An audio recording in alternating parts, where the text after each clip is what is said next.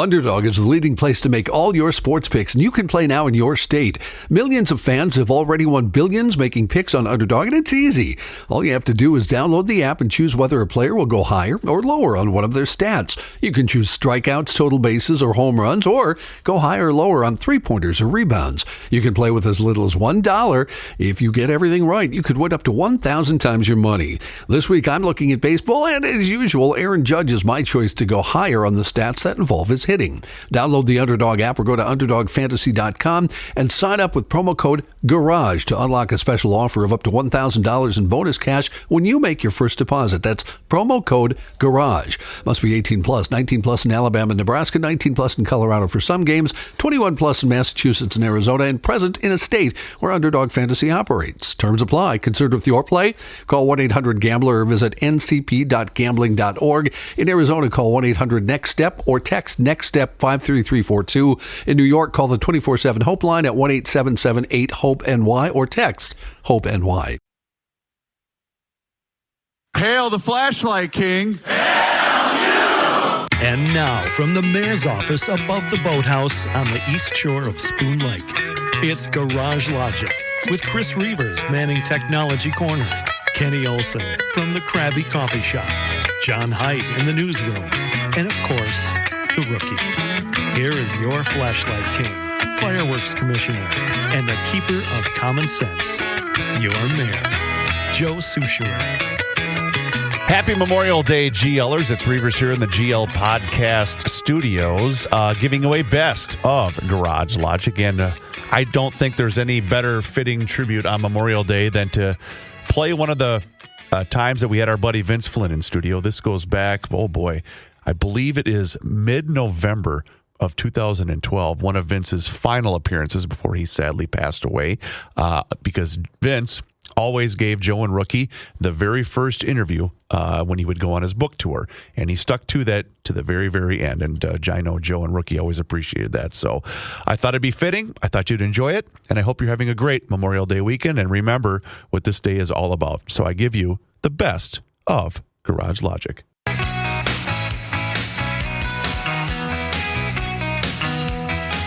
It's the end of the world as we know it, and he feels fine. Joe Souchere. Might we have time for Author's Corner? Author's now, Corner. Here's Joe Souchere. Ladies and gentlemen of Garage Logic, it's time for another segment of Author's Corner with Joe Souchere. Author's Corner. Matt. Sometimes it gets a little bit crazy. Matt, you can Matt, stop that now. We have Vince Flynn with us. Hi, Vince. Hello, Joe. How are you? I wouldn't apologize. I won't apologize for Rook. You go back a long way with Rook. Now long we were way. sent Rook. We were sent an audio clip from the Yes. for the new book, The Last Man. Yes, from the publisher. You So aware I don't of even this? think I was not aware of this. Right, David Brown, he's your guy out in New York. Yes. I requested something from the audio book, and this is what he sent me. And now, from Author's Corner, here's an audio excerpt from Vince Flynn's new book, The Last Man. I've been burned by you before, Ramp. Turn them over. Turn them over now, I say. What, the plans? My eggs. I said I wanted them over easy, you bastard! That was an audio excerpt from The Last Man by Vince Flynn. We hope you enjoy the book. Now, see, that comes along the lines of Mitch Rapp was a short order cook working at Plums on Snelling. How long has he been trying to sell you that idea? He's going to admit it someday. Yeah. But is it an East Indian cook? What's going on here? Well, that was the customer, and Mitch Rapp was the cook, and then he goes crazy. I want you to tune my eggs over now. He wants to kill terrorists. That's I'm glad you're riding on my coattails. Which ethnic group were you trying to offend by that? Yeah. That's what I want to know. Tony Lee and I had a long meeting about that prior to, but we just decided on that voice. How delayed? How delayed is The Last Man? What do you mean delayed? In other words, are you a bit behind schedule? Oh, gosh, no. Oh. So the last book, Kill Shot, we had to move. I typically publish in the fall. Right. And so because I was going through radiation a year ago, starting in August, I just couldn't. I was in too much pain. B, I didn't have the energy, so we bumped that to February. Okay. Finished the radiation and felt great, finished that book, and then really kind of got ahead of the game on this one. Mm-hmm. Although we did change the pub date by about 3 weeks because of the election. All right. We knew we did not want to be coming out anywhere near that election, Right. but we also wanted enough time between Christmas, so we ended up moving it to the week after the election. How long typically does a book of yours stay on the New York Times top 10? A month? Longer? Oh, a couple months typically. It's top 15 is what's printed. Top 25 is what's on the internet. It's a couple months. Yeah. We were the first. Mitch Rapp and myself. Yeah. We were the first Simon & Schuster franchise to reach 1 million digital copies, Okay. and that's up against Stephen King and Mary Higgins Clark and a lot of other people. Right. The books sell really well, and we've had this discussion, and you know a little bit about it from John. Depending on what time of the year that you publish, it's a vastly different landscape. Early on, I used to get published in spring or summer, and you can sell half of what you sell in November and be number one on the New York Times bestseller list. But right now, it's like you've got DeMille comes out 1 week. And then you got Michael Conley and Baldacci and Grisham, and it's really rough. The gal whose name escapes me, the Patricia Cornwall. Harry Potter. Yeah, J.K. Rowling. J.K. Rowling is out with an adult novel that has nothing to do with. Don't forget about Ms. Steele with the 50 Shades out there, huh? Oh, that's true. Well, but she's not. We don't go up against her. Fantastic. They do get stronger, and I detected in this book, The Last Man, which is not even available in stores until Tuesday. Correct. And someday you're going to explain to me why books are released on Tuesdays. It drives me crazy. I have no idea. I detected a completely different Mitch Rapp in this book. Is he becoming unhinged? Well, I think he's actually becoming less unhinged now. It's a little harder for me to keep all this stuff in perspective because the previous 2 books were prequels. That's true. And so, if you, in my opinion, if you go back and you read Extreme Measures or Pursuit of Honor, he was more unhinged than he is in this book. Okay. He was the loss of his wife really had pushed him to the brink. Well, as long as you brought that up, that was in Consent to Kill. Correct. That's 6 books ago. Mm-hmm. His wife was killed by a guy named Louis Gould, Gould, G-O-U-L-D. Gould, yes. Right. And I remember saying to you, and at the end of that book was a very powerful ending. Mitch Rapp finds... Whoa. Well, yeah, I suppose we got to kind of give it 6 books ago. What, am I going to ruin paperback sales? No, wait a minute. Huh? Vince, it's 6 books ago. I typically don't like to talk about the endings of the books, but all right, ahead, I won't Joe. then. I go won't. Ahead. But I need to ask you the question. Go ahead. Mitch discovers at the end of the book he finds Louis Gould, who's married, and they have a child, and he spares his life. Spares the life. Spares the wife, the child, and Louis. Walks away, knowing Louis could plug him in the back. Walks down the beach, and I said to you at the time, this guy owes Mitch something. Oh, yeah. He owes Mitch Rapp big time. And I'm not giving anything away by saying, and sure enough, Louis Gould appears in The Last Man. Appears in this book, and I don't want to give away why he appears or what his motives are. No, I won't do that. But now I'm already on to the next book. Right. Which is always a problem because I don't want to give anything away. No, don't. But I think I can say this safely. I've got plans for Louis Gould. Okay. Big plans. And can we say this safely, that don't involve Rapp killing him? Or might that be the case? That might be the case. Okay, but I can tell you he's back in another book. He's back in the next book. Did you bring those headphones with you? No, I don't know. From Victoria's Secret? Nice girly God headphones. almighty. Where did he get the white headphones? I've never seen these Look before. at those, Vince. I saw them. I picked them up. I'm like, what? Did you get a picture of him? I thought Julia was in here using them. I literally. Did you snap a picture of him, Reavers? In those? God, yeah. What are they? We'll put that on Facebook. I think they're Corzo's Girlyman headphones. Because they're not Patrick's. No, they're very odd. Very odd. All right, let's... They look like an Oompa Loompa or something. I don't know what the head. You're battling cancer. Yes. And you have been. Since 2 years ago in a week. 2010. Found out 2 years ago in 1 week. How were you able to write this doing what you're doing medically? This one was easy. I wasn't Really? I wasn't in any pain. Okay. I was in zero pain when I wrote this book. I felt good. You'll see something that I brought in today that I have never done for my any interview, let alone my inaugural Garage Logic interview. Right. I brought in my character summary. No. Down in Mexico with my wife. And she's lovely. Lisa's reading the advanced reader's copy, and she's usually pretty quiet about these. You know, she's the unexcitable Norwegian, and she's telling me, God, I think this is your best book. I love this character, and I'm thinking, okay, which character is that? Because I put this thing to bed back in August. Yeah, I've already moved on. I don't know if it's my age. I don't know if it's the hormone treatment they've got me on, but my memory is not what it used to be. Really? My brother Tim is telling me, I love this character. And I'm thinking, who is she talking about Mitch, obviously, or Louis Gould? No. Other characters. Okay. Other more minor characters in the book, like Rickman and Joel Wilson, who ends up being just obnoxious. Oh, what a dreadful cur. What about Ms. Hayek? I was hoping... Ms. Hayek, Matt, it's going to have something... That's I'll keep on my the radar screen. quiet. That's on the radar screen. Yeah. But no, I felt great reading this book. Listen, I've got some side effects that are not, they're not a joy to deal with every day. But, back in October, we lost a good friend, Mike Nanny. And Mike and I were kind of, faith buddies during our cancer treatments. And the guy never complained once. And he had his head cut open 3 times and did the chemo and the radiation, and I mean on and on and on. Never heard the guy complain once. So a lot of times, Mike's a huge inspiration. I look at how he handled it, and I think I've never had to spend a night in the hospital. They haven't cut me open. I take a lot of trips down to Mayo. I go down and back and go back down the next day. And you go see the Korean rock star down there? He is the Korean rock star, by the way. Dr. Eugene Kwan is absolutely amazing. But,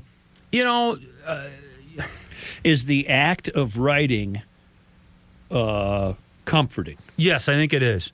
Lisa and I were just having that conversation, that it's good for me. Because the problem with cancer is it can become all-encompassing. It can really take over your life. And the more time you're left sitting around wondering, is it growing? Is it shrinking? How do I feel today?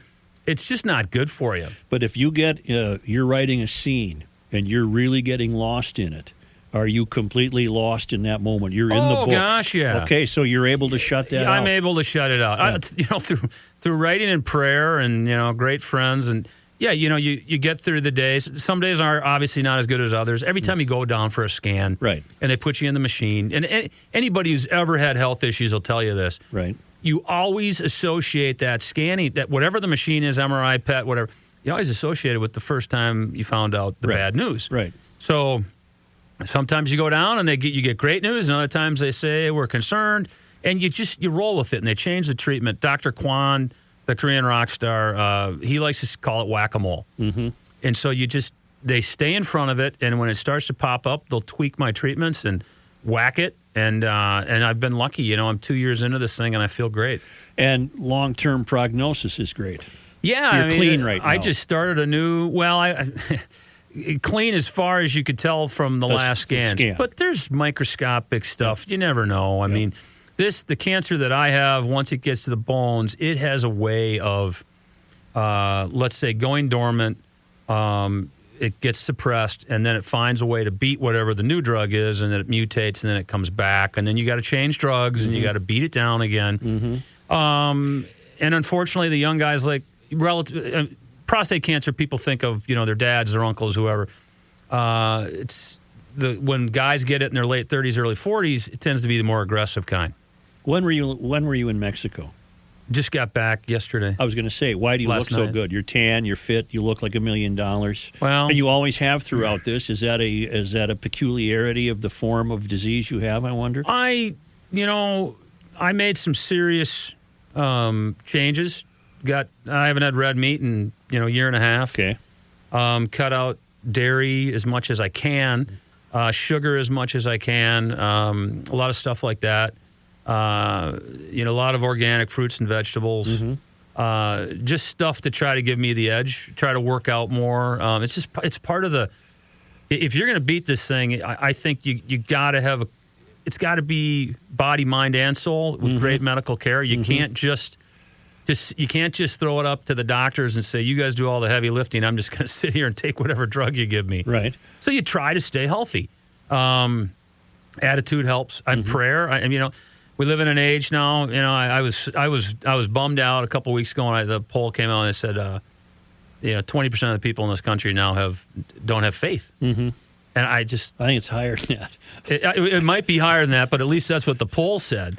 And listen, everybody's different, but I can tell you, there's no way I could have got through the last 2 years without faith and without Lisa and some close friends who, I got a great guy, Ed Kasurik, who is a father of 8, lives out in Mendota Heights, and I know him from St. Thomas Academy. He has been my spiritual mentor. I get a text from him, have you prayed today? Have you gone to the Adoration Chapel? Have you done whatever? And I can't tell you the gift it is to have people like that, because it does give you a great sense of calm. Otherwise, and Joe, listen, we're alike in a couple of ways. One is we're paranoid as all heck. Right. We got these imaginations. I don't know where you get that. If you... What do you hear, is there? If you can't... it's very easy to look at the dark side. It's very easy to sit there and imagine your own funeral, and it sucks. Yeah. So you have to stay positive. And because of friends like that, and a lot of faith, I'm not telling you every day is fantastic, but pretty much every day I get out of bed and say, thank you, Lord, for life. I'm still kicking. Who gets advanced uncorrected proofs to read? I did in this case. Rookie did. Who gets these typically? Media. Yep. That'd be you guys. And then they sent me 10. Most of them go to family members, close friends, stuff like that. What editing process takes place to correct all of the stuff I would have typically found in an uncorrected proof? A copy editor goes through that manuscript 2 more times, as well as my editor goes through it 2 more times. Because they're loaded with mistakes. Oh, sure. But we have, I'll say, we've had Matt probably doesn't catch very many of them. I just found it funny that dealing with dyslexia, he gives away everything at the front and then he works his way toward the back. No, that really isn't the way it works. No, it's not? No, okay. No. That answered my question, because obviously when they hit the stands, they're clean as hell. Pretty clean. Yeah, I have a history of, my editor, my editor says I've screwed her up because of my dyslexia. I've taught her how to spell words in ways she'd never imagined possible. But we hand these in on such tight deadlines. Right. We hand them in, and they go to the printer like 8 weeks later. Right. And I'm usually at my cabin, or this time I was at the cabin, and then I was back. I missed Lisa and the kids too much, so I was back at the house. And the last couple of weeks, I am. It's from 7 in the morning till 10 at night. I'm just pounding away. Right, because you have a deadline on the next one. Well, if I don't get this in at a certain date, they have to move the pub. Okay, causes a lot of problems. Right. So no, you want to get it done. You want to get paid, and you want to move on to the next one. Will you do a tour for this book? Small. I'm going to go to New York just to do some media. But those days are probably, because of my health issues back in February, I did not tour. Right. And my sales were up. For Killshot. In other words, you found it didn't have that big of an impact. I think once you get to a certain level, it doesn't. And the problem for me is health-wise. Every single tour I ever went on, I would either in the middle of the tour or when the tour was done, I was wiped out and sick as a dog. Right. Well, bad food, bad hotels. Oh, and you're getting up at 4 a.m. in the wrong time zone to jump on a plane, right. And it just it never ends, and you're shaking 1,000 hands, and I don't know how these politicians do it.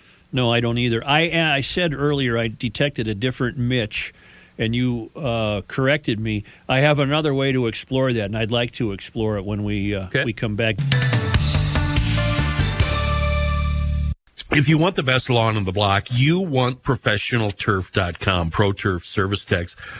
Pretty busy right now assessing lawns and customizing slow-release fertilizer and weed control plans that will give you the best lawn in your neighborhood, all guaranteed for superior results and environmentally safe. That's a plus. That means no more weeds, no more bare spots, no more thin, sad grass. Log on to ProfessionalTurf.com, sign up for a free lawn analysis. And you know what?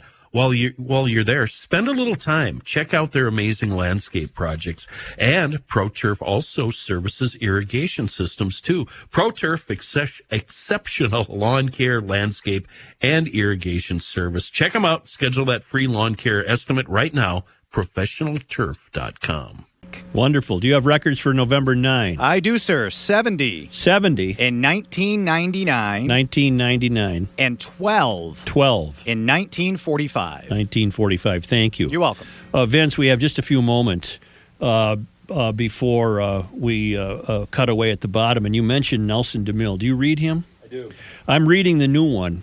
When I finished your book, I started his new one, The Panther. Panther, yep. How does he get away with what he gets away with? I do not know. It's 700 pages long. Yeah. I happen to like it, but he makes you work.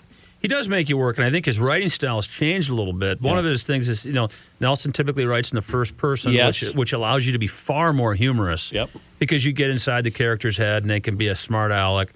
I haven't tried to do that yet, and I don't know if I ever will, because I do think it takes a certain talent, and I'm not sure I have it. Oh, it's just aside after aside after aside and one-liners, and I happen to enjoy it, but I can see where a lot of people might bail on it and say, I can't do it. Yeah, and I think it's anytime you're in my genre and you go over 450, 500 pages, you're running a risk. Yeah, I agree. Now, General Petraeus.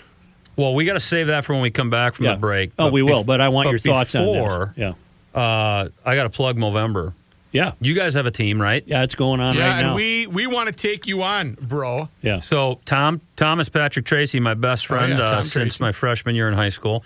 He started a team last year, Mitch Rapp and the Killer Mustaches. Okay. Yeah, but can he beat this? Vince, turn around. No, nobody can beat that. Look at that. Look at that one from yesterday. I know, Matt. I don't know if you're using Miracle Grow or what, but that thing is It's like a chia pet. It's chia pet. It's a pet rock. Although I think he got a jump start on the deal. I don't think he shaved for about a week before it started. No, don't give me that, Flynn. Garage Logic will return in just a moment.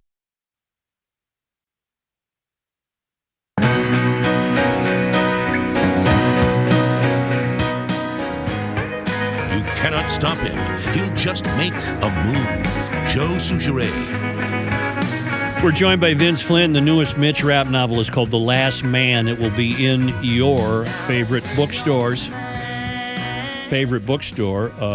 Tuesday, November 13th. Time for the prize vault. Rewarding you just for tuning in. It's time for this hour's prize vault. Listen and win code. Collect points and grab prizes. The prize vault found at 1500ESPN.com. Right now in the vault, you've got the tickets to see the new James Bond flick Skyfall. That's at the Great Clips IMAX at the Minnesota Zoo. The listen and win code gives you 2,500 points. When you enter it correctly, you are rewarded for listening. Check it out at 1500ESPN.com. Soon to be in the prize vault someday, The Last Man, an autographed book from Mr. Flynn. He has graciously decided to donate Was that soon or Thune? Soon. Dave Thune is going to help you out. He's going to sign that as well. What is the word, Matt? Cook. Cook. C-O-O-K. Yeah, Cook. you know why. Right. General Petraeus. You know him personally. Yeah. He resigned today, claiming an affair. Does that make sense to you? So two things popped through my head right away. The first is that head of the CIA. Head of the CIA. He is. I got a call. I was down in Florida a couple of years ago, and it's always funny when these guys get your cell phone because I don't give it out to very many people. Mm-hmm. And it was his aide de camp saying, introduced himself and said, "Listen, the next time you're in D.C., the general would love to sit down and have dinner." And this is when he was running the war in Afghanistan. Mm-hmm. And I said, sure, that'd be great. I think I'll be there. And I gave him a date and worked it out. And the two of us sat down for about 2 hours at a hotel in Washington and headed out. And it was one of, and I don't share this story very often. Maybe today I will a little bit because of, I don't know. But It's one of the strangest encounters I've ever had with another person. In what sense? In the sense that we got into basically an argument over, because I'm trying to figure out why does he want to meet with me? Was he a reader? He's a reader, and his staff, everybody reads. He is an intellectual. There's no doubt about it. But I want to say this without being too offensive, but I don't think there's any way to avoid it. I think the guy's, it's a fairly good bet he's a narcissist. But most of those guys are. I mean, you don't rise to the level of being a 4-star general and running a theater of war unless you're pretty darn confident and you're very, aggressive and somewhat selfish. I mean, there's exceptions, of course. But he, during the course of the dinner, I'm trying to figure out what does he want from me? Does he want a signed book? Does he want a photo? What's going on here? And I came to the conclusion that he did not like the fact that I was giving his guys maybe some bad ideas. Because he's a real stickler, and I was shocked when he became director of the CIA because of this. He's very adamant that the military should be handling all this stuff over there. He doesn't like the black ops stuff. And our argument basically centered, this is one thing that's great about how my parents raised me. No better or no less than anybody you're ever going to meet. So it allows me to sit down with a guy like Petraeus, and I'm impressed, of course, but at the same time, I'm not going to roll over. Right. And so he starts telling me, I just want you to know that's not how we do things, in your book. And I said, well, I beg to differ, General. I know some other examples of where we have done things like this. So we're going back and forth, and he's pretty strong-willed about the deal. And I said, General, let's just take a step back. From a moral standpoint, I fail to see the difference between you take a former Navy SEAL sharpshooter and have him shoot a guy, a known terrorist, in the back of the head in Istanbul versus, firing a Hellfire missile from a Predator drone into a mud hut in Afghanistan. He said there's a huge difference. I said the only difference I see is that in Istanbul, you don't kill the guy's family along with him. You just take out the one bad guy. And he's going, no, that's not how it works. These are approved targets, and it's in a theater of war. And I'm just going, man, this guy is really locked in. He's obsessed on this deal.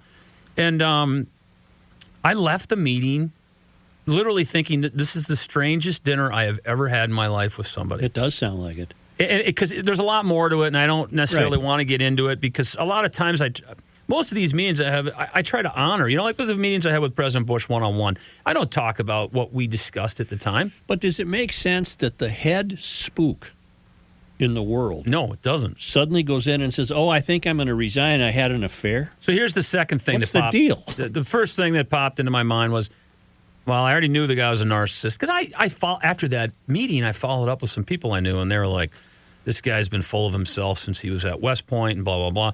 So, I looked into it. So then the next thing that pops in my mind is Benghazi. Right. Because I'm telling you right now, here's what's going to come out on the Benghazi deal. And this is me knowing how the Situation Room operates. And these guys, what we're going to find out is that they tried to do this thing on the cheap.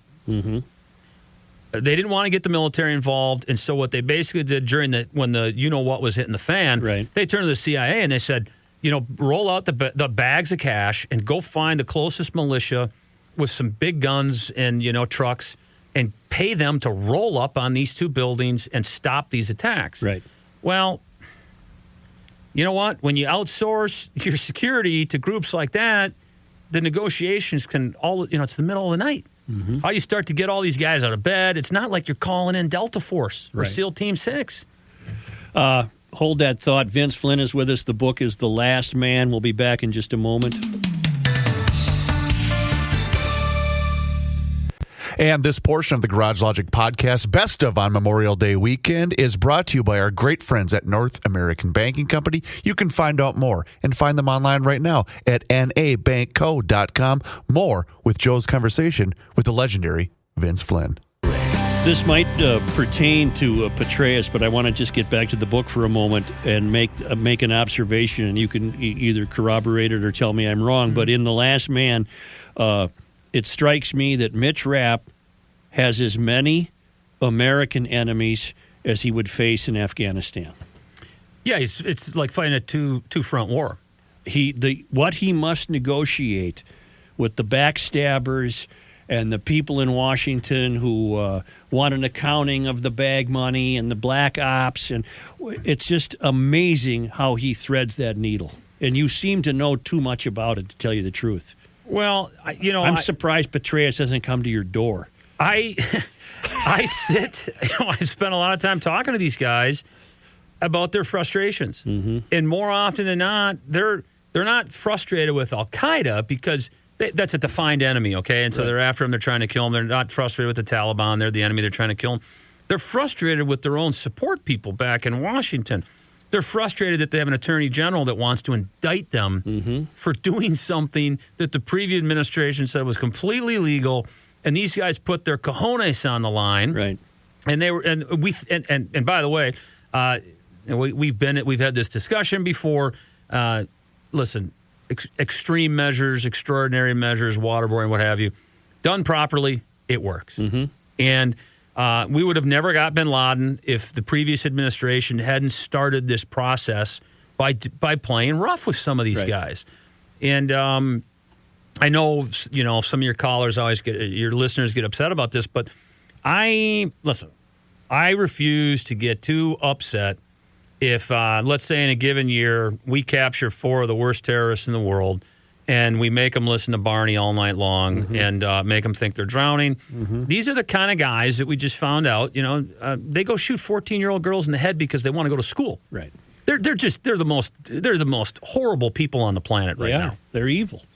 Next to sexual, pedophiles, they are the absolute worst people on the planet. And they're not going to put on a uniform, and they're not going to, they intentionally target civilians. So I'm sorry. I just don't think you play by the same set of rules. But, so these guys go lay it all on the line. They spend months and months away from their family. This is how they're treated. The FBI knocks on their door. The Justice Department comes after them. This is all real-world stuff that I thread into these books to try to make them compelling. Well, is there some real-world application here for what Petraeus might be going through? Was somebody going to blow the whistle on him? Was it blackmail? What? Listen, you go. You put yourself in the mind of first of all, you can be a 4-star general and have an affair and try to hide it. And if you get caught, you might even survive it. But not as the director of the Central Intelligence Agency. You can. This is what people forgot about the Clinton deal, or they tried to rush it under the rug. Was he opened himself up to blackmail? The Clinton story that I always tell that I had verified was, everybody knows they were having phone sex. Well, guess what? His phone was secure. She's talking on a cordless phone at the Watergate apartment complex. So I find out years later. I hear this rumor. I go to somebody in Langley. I start asking them. They said, yeah, the Israelis got a recording of it. Really? Damn it, is that what happened? Those damn Israelis. I thought I was having fun with those guys. And then they brought it. They brought it to the White House. I've had the whole meeting described to me. This thing is classic. They bring it to the White House, and they're like, we apologize. This was picked up accidentally, but we just thought you guys might want to have a copy of it. Oh, for God's sakes. Honest to God. They sure you can't make it up. You No. can't make this No, stuff you up really fast can't. enough. You can't. So Petraeus was in this horrible situation then of setting himself up to be in a similar situation. Well, he you has gotta to wonder, leave, right? Was it a subordinate? Was it a foreign asset? Who knows what it was? Did this come about because somebody was going to have to take the fall for Benghazi, and they're about to make the CIA take the fall, and Petraeus is now somebody, he's so sullied now. How does he stand up and just, so Benghazi, let's go back to that night, all right? Yep. This is what happens in Washington, 5 o'clock East Coast time. All of these various groups, state, DOD, which is defense, and many, many more, CIA and the White House, they all have situation rooms or op centers that are manned 24/7. And you end up with an ambassador who's all of a sudden in an attack like this, everybody knows immediately. I watch Homeland. All those but it's not just one op center, it's all of them. Right. They all know with practically real time. Okay. And the National Security Advisor or Deputy National Security Advisor knows within almost real time. Now, unless the president is sitting down with someone like Putin, they're coming into the Oval Office. They're walking over to the residence. They're going to wherever he is, and they're saying, Mr. President, we have an issue. We need, we don't think you don't have to come down to the Situation Room quite yet, but we want to make you aware of this. And it's an all hands on deck kind of thing. And they all coalesce together. So Petraeus would have been at the Op Center at Langley. Secretary of State Clinton would have been at the Op Center at the State Department. And what's his name would have been over at Defense. They would have all been watching it. And it's very likely, and I'm shocked that the media hasn't asked these questions. I think the media is useless. They are, because within an hour, Panetta at Defense and Clinton at State, which are really close, they would have been at the White House. And it's a good chance that Petraeus came in as well. And they were all down in the Situation Room, just like what happened, during the bin Laden raid. But there had time to set all that up in advance. But these guys would have come in with just a handful of their people, and they would have sat down in the Situation Room to try to manage this thing. And I think what happened was the first mistake was that they denied security going back to August when they reduced the staff. The second mistake was that they did not have a military contingency in place to go in if something like this happened. And so what they did that night was they should have ran 2 avenues of a solution. And the first avenue should have been, let's spin up a quick reaction force in Italy and get them ready to go just in case. Because I think what they were thinking is this thing isn't going to last 7 hours. So they didn't get that ball going quick enough. What they relied on, and this is me guessing and talking to some people, they relied on the CIA to go use their assets, to go take bags of cash, wake up local militia commanders and say, get your people out of bed, load up your trucks with your machine guns on the back, and get over to the consulate and the safe house and end this thing. They couldn't get people to move fast enough. Right. And at no point did we decide to arm a drone or take an F-16 or an F-18. We got a lot of planes all over the world that could have been there within an hour or two. Right. And we never moved on it. Well, should blame ultimately be assigned for this? And to whom? Benghazi? Yeah. Well, that was always my biggest gripe post 9/11 was no one got fired. Yeah. No one got fired. Right. And I thought, gone are the days, like in the United States Navy, I remember about 5 years before 9/11, a captain was bringing a ship into Norfolk, and he went to sleep. Yeah. It was the middle of the night. He said, XO, you've got the bridge. Well, they ran the thing onto a sandbar. Right. And guess what? When he got fired. Yeah, well, no, he resigned. Yeah. The tug showed up, and he relieved himself of command and got off the thing. Right. There's no more shame. The people that turned down the FISA warrants at 9/11, none of those people got fired. The people who turned down the request for security at State should be fired. The people who didn't come up with a contingency plan, they should be fired. Primarily at State. We'll wrap this up. Vince Flynn has to leave. He's got an important high school football game to get to. What's your prediction? Just a moment. Hang on to that prediction. And now, from Author's Corner, here's an audio excerpt from Vince Flynn's new book, The Last Man. I've been burned by you before, Ramp. Turn them over. Turn them over now, I say. What, the plans? My eggs. I said I wanted them over easy, you bastard! That was an audio excerpt from The Last Man by Vince Flynn. We hope you enjoy the book. Well, as Frank Caliendo told you, you're doing somebody, we just don't know who. That is so true. Here is Ken Barlow. Flynn. All right, Joe, thank you. I love Vince Flynn's books. Hey, we've got mostly cloudy skies, a little bit of drizzle late tonight, maybe a shower, 45. Tomorrow morning, drizzle, then some thunder late, 60. Much colder with snow showers on Veterans Day. Ken, are we going to make it through the football game without rain tonight? I think we will, yeah. I don't think there'll be anything around till after midnight. Great. You'll be good. Lisa Copy wants to thank you, Vince. You sent all of your books to her Marine, and she's entirely grateful. And I'll leave you with it's a lot of fun doing that. We get these notes from these guys. You know, they're over there, and the gals serving, and it's fun. They need some guys to take their mind off this stuff. Have you been to Afghanistan? No, I know John was over there a couple of years ago. You don't want to go now. No, Lisa wasn't a big fan of it, and pretty busy with the kids and trying to find a time. And the closest I got, I went over to Jordan and spent a week over there and did some stuff with the special aren't you buddies forces. with the king? I was over there as a guest of the king. A guest of the king. Which I will tell you this, the meeting I had with Petraeus was one of the strangest meetings I've ever had. The king is it's like you and I. It's like Garage Logic. He wants to sit down and have a beer, talk about Harleys. I mean, he's the most normal guy in the world. We can go on remote over there. We can bring the show over there, can't we? No. See the king? No, hey, king? No, we'd have to get a personal invite. There'll be no local appearances. But I sign books at Once Upon a Crime, so they've got a couple hundred on stock. I signed about 1,500 for Barnes and Noble, so the local B&Ns will all have stock. But no public appearances. Trying to stay healthy and keep that immune system pumped up. Will your Tommies win tonight?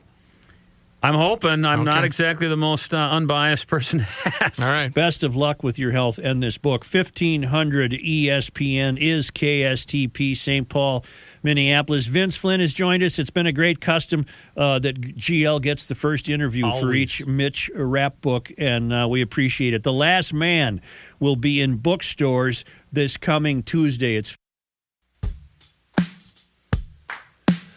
Well, I certainly hope that you enjoyed this best of Garage Logic. It's Reavers here in the GL Podcast Studios, wishing each and every single one of you a happy Memorial Day weekend, and hopefully you're all staying safe. And we will be back at it again tomorrow with the entire crew here in the GL Podcast Studios. And once again, always great to hear Vince's voice, but sadly, we'll never hear it again. So I hope you enjoyed this best of the Garage Logic podcast. If you haven't done so yet, please hit that subscribe button on the Garage Logic YouTube channel, where you can watch the show each and every single day starting right around noon. And you can also follow us along on all of our social media channels, which includes Facebook, Instagram, and Twitter. And also sign up for that daily Logician, that email that comes right to your inbox each and every single day. And it includes the most recent episode of the podcast. We'll talk to you tomorrow.